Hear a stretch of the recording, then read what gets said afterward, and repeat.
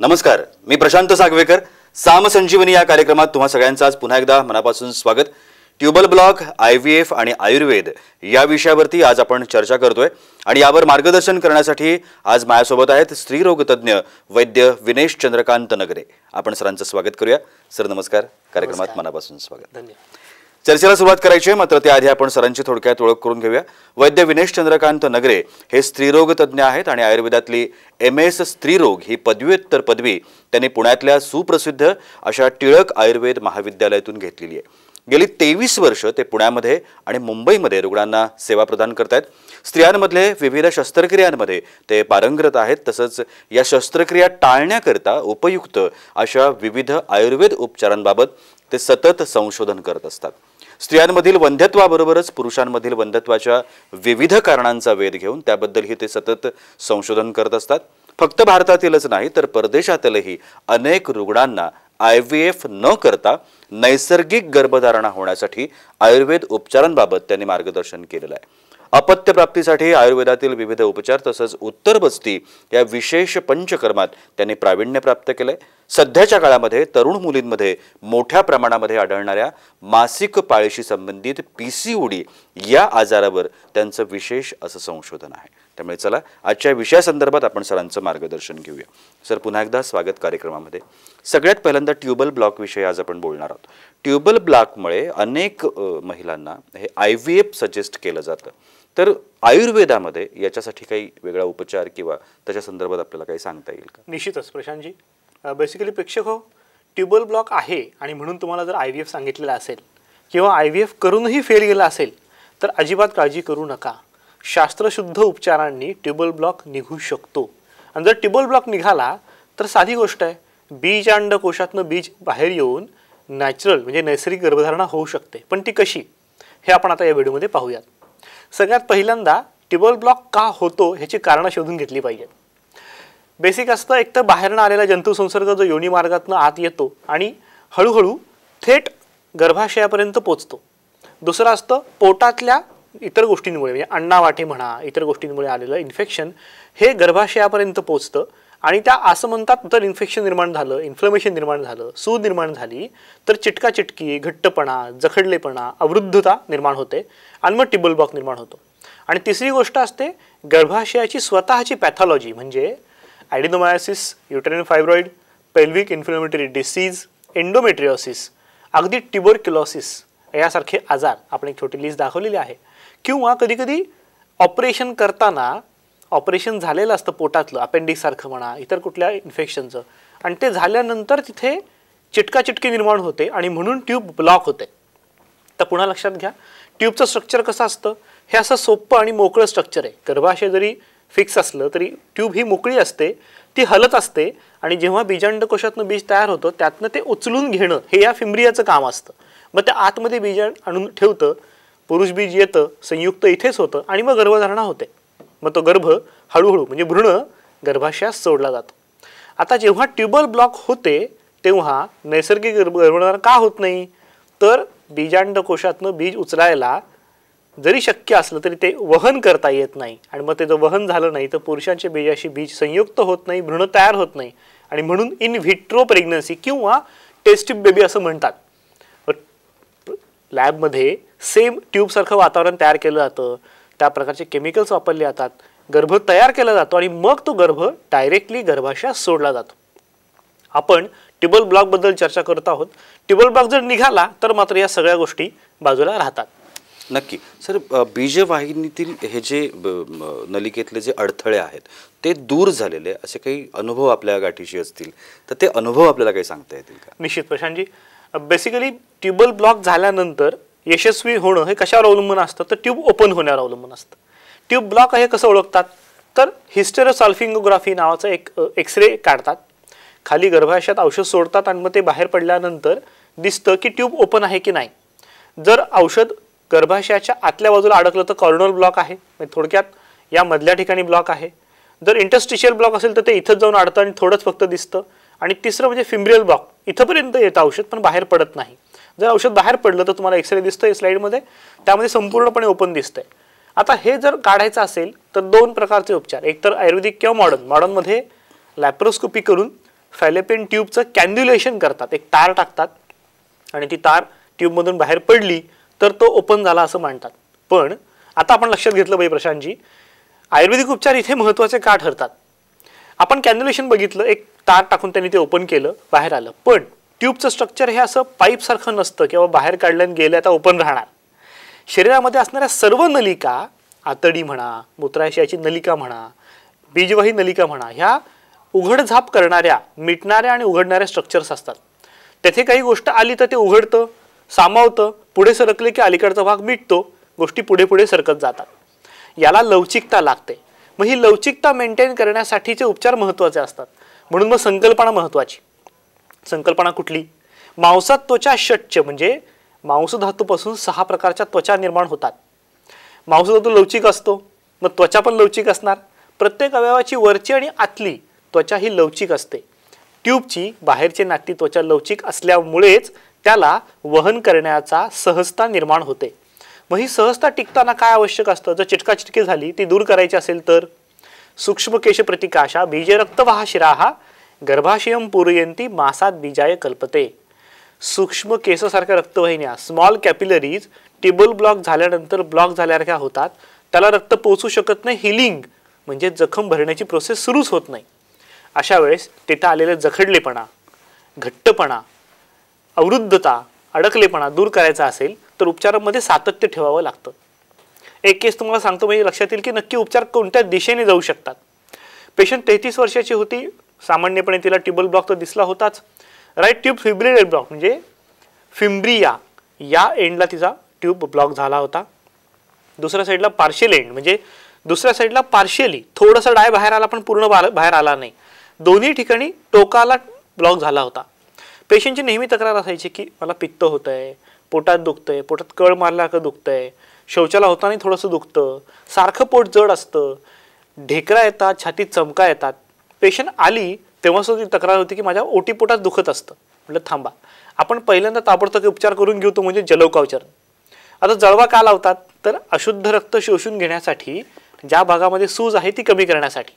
आणि मग जेव्हा त्या पेशंटच्या पोटावर जळवा लावल्या, एक 4 ते 6 जळवा लावल्या, अशुद्ध रक्त शोषून घेतलं गेलं. पेशंट बाहेर येऊन निघतानाच म्हणली, डॉक्टर माझं 50% पोटात दुखणं थांबलंय. औषधं घेऊन पेशंट घरी गेली आणि त्याच्यानंतर पेशंटने आम्हाला सांगितलं की डॉक्टर पुढच्या महिन्यात जी पाळी आली अजिबात पोटात दुखलं नाही, शौचाच्या जागी दुखणं कमी झालेलं आहे. औषधांमुळे जळजळ, मळमळ, छातीत दुखणं कमी झालेलं आहे. हळूहळू शरीरामध्ये मोकळेपणा यायला लागला. पेशंट मुंबईत थोडी लांब राहणारी होती, तिला पंचकर्म सेंटर कोणतंही जवळ नव्हतं. खरं म्हणजे पंचकर्मातला एक उपचार झाला होता, रक्तमोक्षण, जे लोका लावून झाल्या होत्या. मग आता कोणते उपचार घरच्या घरी देता येईल? आयुर्वेदामध्ये काही बलस्थानं आहेत, सोपे उपचार घरच्या घरी करता येतात. मग त्यात योनी धावन आहे, योनी धूपन आहे, योनी पिचू आहे. तेलाचा पिचू दिला, सुरुवातीला क्षार तेल, मग बला तेल आणि मग एलादी तेल. अवगाह म्हणजे टबमध्ये गरम पाणी घेऊन त्यात काढा टाकायचा आणि त्यात बसायचं. त्यांनी योनी भागात कॅपिलरी ॲक्शननी सगळा स्त्राव शोषला जातो. पांढरा स्त्राव तिला येत होता तो बंद झाला, त्याला वास येत होता, खाज, ते देखील बंद झालं. आणि उदरधारा करणं शक्य नव्हतं म्हणून मग त्या पेशंटला घरच्या घरी तेलाचा पिचू करायला सांगितला. म्हणजे कापसामध्ये तेल घ्यायचं, ते पोटावर ठेवायचं, त्याच्यावर कापडाची घडी लावून टाकायची, थोडा प्लास्टिक कागद लावायचा, तेल मुरत राहतं. त्यामुळे पोटामध्ये मऊपणा यायला लागला.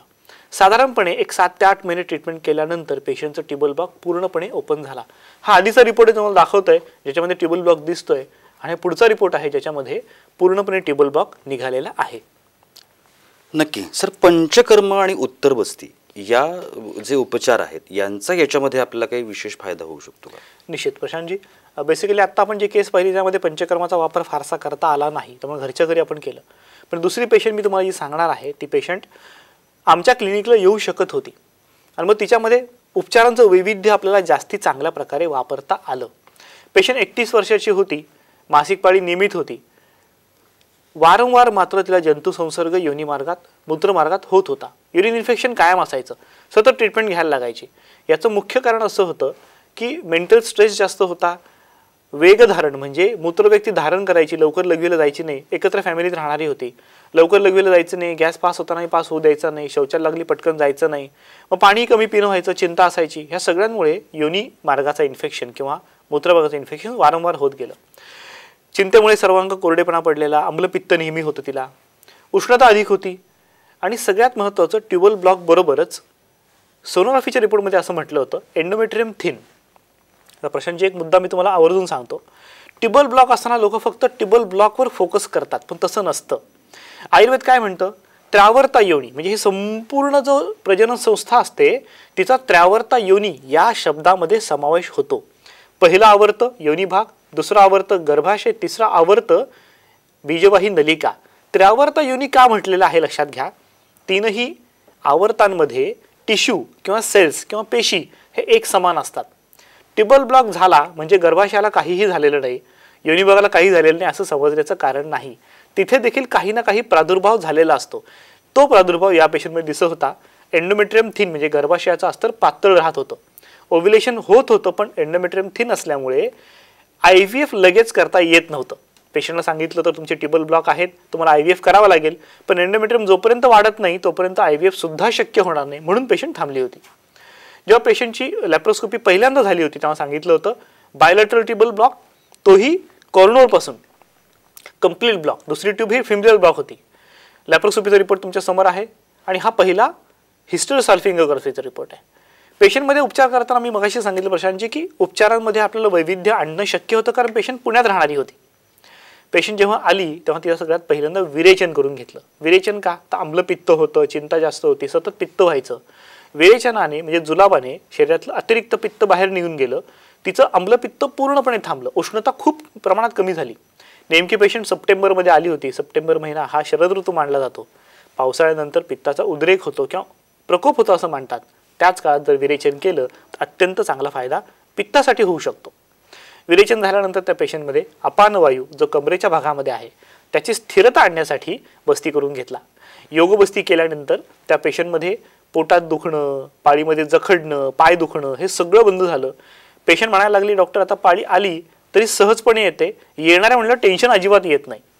आणि मग त्याच्यानंतर उत्तरबस्ती सुरू केला. उत्तरबस्ती करतानाच उदरधारा म्हणजे पोटावर तेलाची धार धरणं असा एक उपचार आहे, तो आपण करून घेतला. सामान्यपणे आपण पोटाला तेल लावलं तर तात्पुरतं बरं वाटतं, म्हणजे 1-2 लेअरपर्यंत ते पोचतं. पण जर पोटावर तेलाची धार धरली तर ती धार आतपर्यंत पेनिट्रेट होऊन त्याची ॲक्शन आतपर्यंत जाते. साधारणपणे 20 मिनिटं तेलाची धार धरावी लागते. मग त्यात मंजिष्ठादी तेल, सहचरादी तेल, नारायण तेल, बला तेल वैविध्य आपण वापरू शकतो जसं पेशंटची कंडिशन आहे तशी. धार धरल्यानंतर आतमध्ये मऊपणा निर्माण होतो, हिलिंग प्रोसेस फास्ट सुरू होते. आणि मग सगळ्यात शेवटी त्या पेशंटमध्ये आपण मगाशी सांगितलेला उपचार म्हणजे जलौकावचरण, पोटाला जळवा लावल्या गेल्या. आता ह्या सगळ्या उपचारानंतर काय दिसलं तर टोटली दोन्हीही ट्यूब नॉर्मल दिसलेल्या आहेत. म्हणजे दोन्ही साईडच्या ट्यूब पूर्णपणे ओपन झाल्या. ह्याचं कारण ह्या सगळ्या उपचारांमध्ये जखडलेपणा दूर झाला, सूक्ष्मकेश प्रतिकाशा म्हणजे कॅपिलरी ॲक्शन सुरू झाली. मुख्य काय असतं, कुठलीही जखम किंवा कुठलीही सूज शरीरात आली असेल तर तिथली वेदना पहिल्यांदा कमी व्हायला पाहिजे, जखडलेपणा कमी व्हायला पाहिजे आणि रक्तप्रवाह चांगला व्हायला पाहिजे. ह्या 3 कन्सेप्टवर जर काम केलं तर ट्यूबल ब्लॉक सहजपणे दूर होऊ शकतो आणि हे आपण या पेशंटमध्ये बघू शकतो. नक्कीच खूप छान अशी माहिती आजच्या या विषयाच्या अनुषंगाने आपण सरांकडून करून घेतोय. शास्त्रोक्त माहिती आहे आणि या सगळ्या गोष्टी आपल्याला माहिती असणं, आपल्याला नक्की काय झालंय आणि आपल्यावरती कशा पद्धतीनं उपचार केले जात आहेत ह्या सगळ्या गोष्टी माहिती असणं खूप गरजेची गोष्ट असते. त्यामुळे मार्गदर्शन हवं असतं आणि हे पद्धतीचं जे मार्गदर्शन आहे ते सर निश्चितपणानं करत असतात. गेल्या 22-23 वर्षांपासून सातत्यानं ह्या अशा पद्धतीचं मार्गदर्शन आणि उपचार सर करता आहेत. त्याच्यामुळे तुम्हाला या संदर्भामध्ये कोणतीही अडचण असतील, समस्या असतील, तुम्ही सरांना थेट संपर्क करू शकता. सरांचे संपर्क क्रमांक आता टीव्ही स्क्रीनवरती आहेत. वेळ होते एका छोट्याशा विश्रांतीची. कुठेही जाऊ नका, पाहत राहा साम संजीवनी.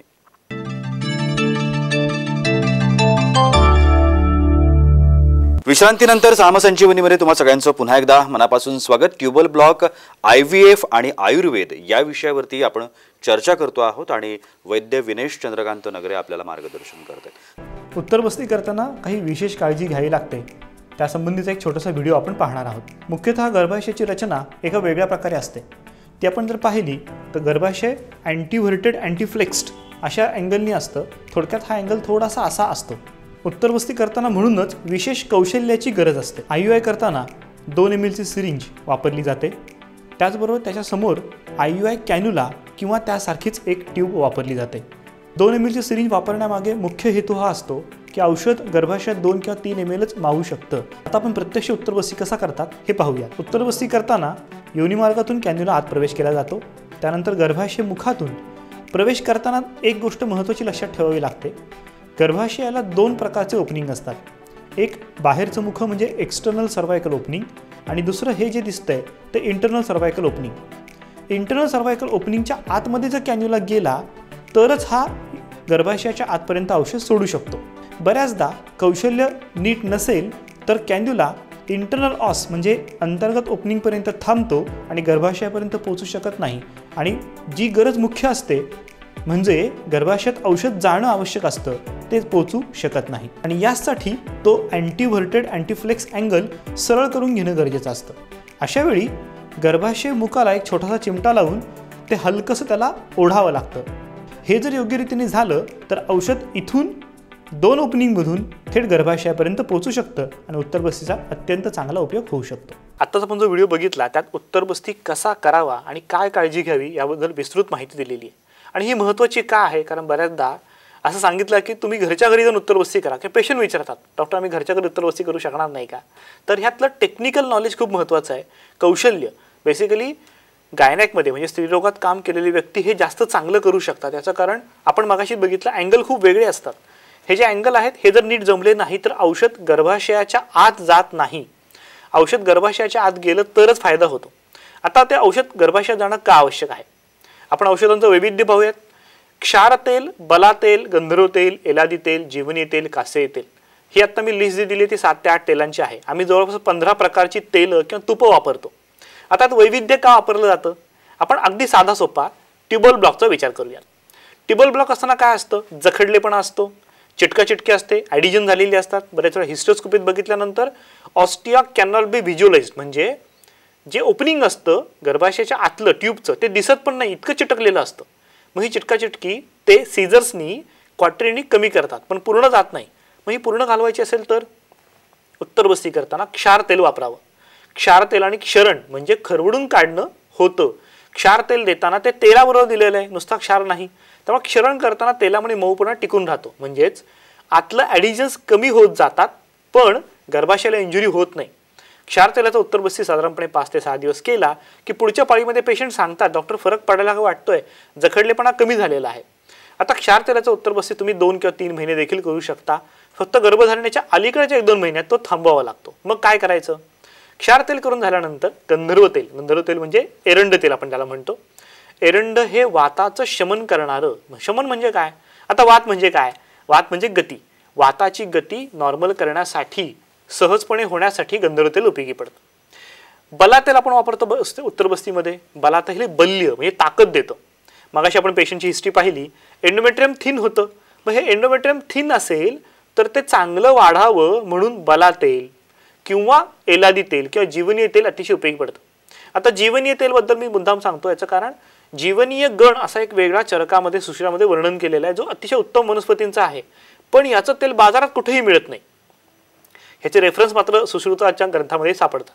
मग जीवनीय तेल मी बनवून घेतलं आणि ज्या ज्या पेशंटमध्ये ट्यूबल ब्लॉक आहेत आणि IVF ला गेल्यानंतर एंडोमेट्रियम वाढत नाही अशामध्ये जीवनीय तेलाचा जर उत्तरबस्ती केला तर एंडोमेट्रियम चांगलं वाढताना दिसतं. अक्षरशः त्या लोकांचा एम्ब्रिओ फ्रीज करून ठेवलेला असतो. इम्प्लांट करता येत नाही कारण एंडोमेट्रियमच वाढत नाही.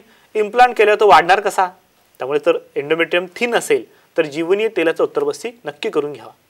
त्याचबरोबर उत्तरबस्ती करताना ज्या पेशंटमध्ये ट्यूबल ब्लॉक आहे IVF केले पण वारंवार गर्भपात होतोय टिकत नाहीये गर्भ अशा वेळेस काश्मीरी कुटज घृत किंवा फलघृत याचा उत्तरबस्ती करावा. काश्मीरी ही बल देणारी वनस्पती आहे. कुटज ही स्थिरता आणणारी वनस्पती आहे. काश्मीरी कुटज घृत उत्तरबस्तीमध्ये बस्तीमध्ये प्यायला नियमित वापरू शकता. नस्य करता येतं आणि ह्याचा गर्भधारणेला गर्भाच्या स्थिरतेला उपयोग होतो. फलघृत म्हणजे शतावरीपासून बनवलेले घृत. फलघृत हे अक्षरशः फलदायी असतं फल देणारं असतं. ज्या ज्या पेशंटला गर्भधारणा लवकर होत नाही सगळे रिपोर्ट नॉर्मल आहेत अशा पेशंटमध्ये फलघृताचा उत्तरबस्ती जर करून घेतला तर आपल्याला अत्यंत चांगले फायदे दिसून येतात. उत्तरबस्ती हे आयुर्वेदाचं बलस्थान आहे फक्त तो काळजीपूर्वक केला पाहिजे हे निश्चित. नक्की सर. मुंबई आणि पुण्यातले जे आमचे प्रेक्षक वर्ग आता आपल्याला बघत असतील आणि त्यांना जर तुमच्यापर्यंत पोहोचायचं असेल तर ते सहज शक्य आहे कारण तुम्ही दोन्ही ठिकाणी असता. पण जे इतर बाहेरगावची जी लोक आहेत त्यांना जर तुमच्यापर्यंत यायचं असेल तुमच्याशी बोलायचं असेल उपचार घ्यायचे असतील तर त्यांनी काय करायला पाहिजे. निश्चित प्रशांतजी आता आपण करोनाच्या काळात पाहिलं की प्रत्यक्ष भेटणं कोणालाही शक्य होत नव्हतं, परंतु गेले 7 ते 8 वर्षापासून अनेक पेशंट आम्हाला पुणे मुंबईच्या बाहेरून कॉन्टॅक्ट करतात. म्हणजे महाराष्ट्रात आहेत, भारतात विविध राज्यांमधून आहेत किंवा अगदी अमेरिका, रशिया, चीन, इंग्लंड, न्यूझीलंड वेगवेगळ्या देशातनं कॉन्टॅक्ट करतात, कारण त्यांनी पॉलिसिस्टिक ओव्हरीची ट्रीटमेंट आम्हाला पाहिलेली आहे, ट्रीटमेंट झालेली असे अनेक पेशंट त्यांना भेटतात, ते त्यांना सांगतात. मग अशा पेशंटला आपण कशी ट्रीटमेंट द्यायची? आम्ही ऑनलाईन कन्सल्टेशन करतो. ऑनलाईन कन्सल्टेशन कसं चालतं? त्याला भरपूर वेळ दिला जातो. आमचे डॉक्टर तुम्हाला तुमच्या वेळेनुसार कॉल करतात. कॉल केल्यानंतर 1 तासभर तुम्हाला वेळ काढावा लागतो. शांतपणे प्रत्येक प्रश्नाचं उत्तर द्यायला लागतं. उत्तर का द्यावं लागतं? लक्षात ठेवा, हा आयुर्वेद आहे. आयुः वेदः, आयुष्याचं ज्ञान जाणून घेणारं शास्त्र, आयुष्य जगण्याचं शास्त्र. मग तुम्ही कसे जगत आहात, काय जगत आहात, काय खाता, काय पिता, कधी झोपता, कधी उठता, हे बारीक सारीक सगळं लिहून घेणं गरजेचं असतं. अगदी मेथी खाता का शेपू खाता एवढं पण आम्ही लिहून घेतो. आईस्क्रीम रोज खाता का आठवड्यातनं एकदा, ते पण खातो. मग ह्या सगळ्या गोष्टी जर लिहून घेतल्या तर एक आयुष्याचा अल्गोरिदम कळतो, एक डिझाईन कळते, आणि मग तुमचे सगळे रिपोर्ट फोटो काढून आमच्याकडे येतात. त्या सगळ्याचा मी स्वतः अभ्यास करतो आणि त्यानंतर तुम्हाला मी स्वतः कॉल करतो. कॉल करताना हा अभ्यास झालेला असल्यामुळे अचूक प्रश्न तुम्हाला विचारून तुमची माहिती घेता येते, ट्रीटमेंटची दिशा अचूक ठरवता येते. जर तुम्हाला शक्य झालं पुण्यात येणं तर पंचकर्म आमच्याकडे प्रत्यक्षात करता येतं. त्यासाठी तुम्हाला पुण्यात आमचे 2 हॉस्पिटल्स आहेत ओळखीचे, तिथं राहता येतं, किंवा स्वतःची व्यवस्था तुम्ही जर केलीत तर पंचकर्म संपूर्णपणे आपल्याकडे आपल्या नजरेखाली होऊ शकतं. त्यामुळे तुम्ही जरी बाहेरगावी राहत असाल, कुठल्याही देशात राहत असाल, या जगाच्या पाठीवर कुठे राहत असाल, तरी कन्सल्टेशन सहज शक्य आहे. नक्कीच खूप छान अशी माहिती आजच्या विषयाच्या निमित्तानं. ट्युबल ब्लॉक, IVF आणि आयुर्वेद हा आजचा विषय होता आणि खूप छान अशी माहिती आपल्याला सरांनी दिलेली आहे. याच संदर्भात अधिक काही माहिती हवी असेल, मार्गदर्शन हवं असेल, उपचार हवे असतील तर तुम्ही निश्चितच सरांना दिलेल्या संपर्क क्रमांकावरती संपर्क करू शकता. सर, तुम्ही आजच्या कार्यक्रमात आलात आणि एवढी छान माहिती आमच्या प्रेक्षकांना दिली, त्यासाठी अगदी मनापासून आभार. धन्यवाद. आणि याबरोबरच वेळ होत्या इथेच थांबण्याची. कुठेही जाऊ नका, पाहत राहा साम TV.